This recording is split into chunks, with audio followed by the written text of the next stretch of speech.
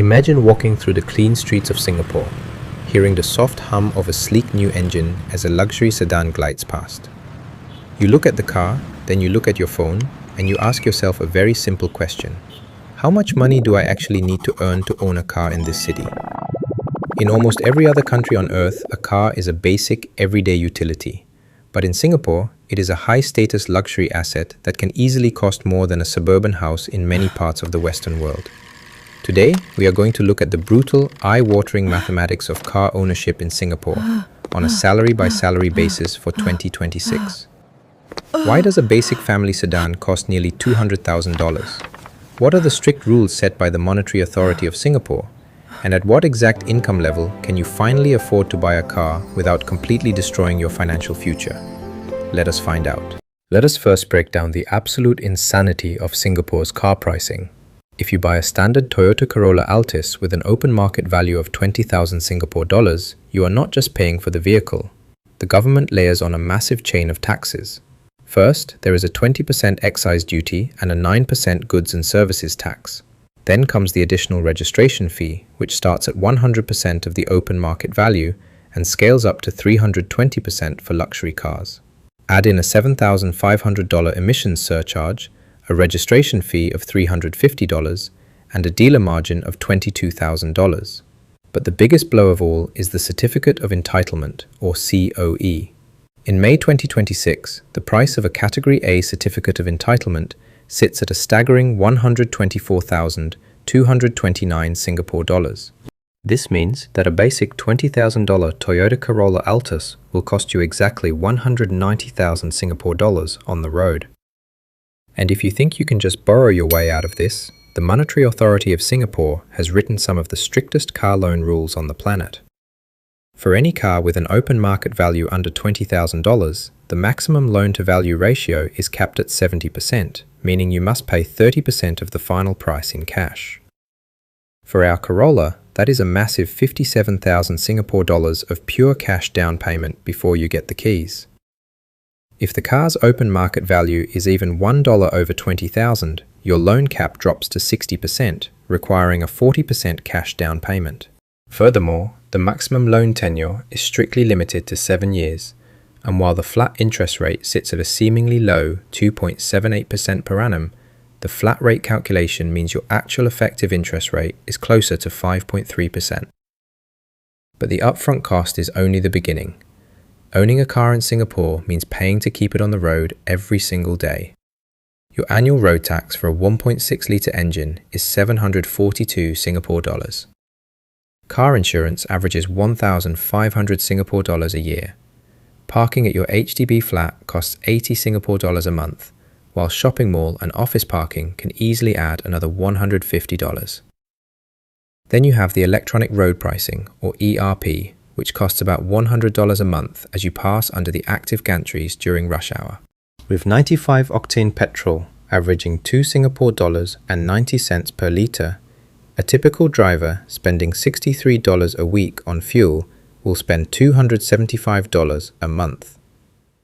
When you add all of this up, the baseline cost of running a car in Singapore, completely excluding your monthly loan repayment, is a heavy 772 Singapore dollars every single month. Let us look at what this actually means across different monthly salaries. We start with a monthly salary of 5,000 Singapore dollars, which is roughly the median individual income. If you attempt to buy a new Toyota Corolla Altis at this level, it is financial suicide. Your monthly loan payment over 7 years is approximately 1,500 Singapore dollars. Add the $772 of running costs and your car is eating up $2,272 every month.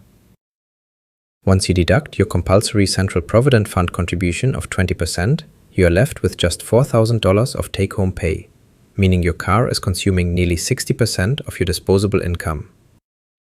You are essentially working full-time just to fund a metal box that depreciates every second. Now let us step up to 8,000 Singapore dollars a month. At this level, you still cannot comfortably afford a brand new car, but you can enter the used market. If you buy a 5-year-old Honda Fit for 68,000 Singapore dollars, your down payment is $27,200. Your monthly loan repayment over 5 years drops to around 750 Singapore dollars.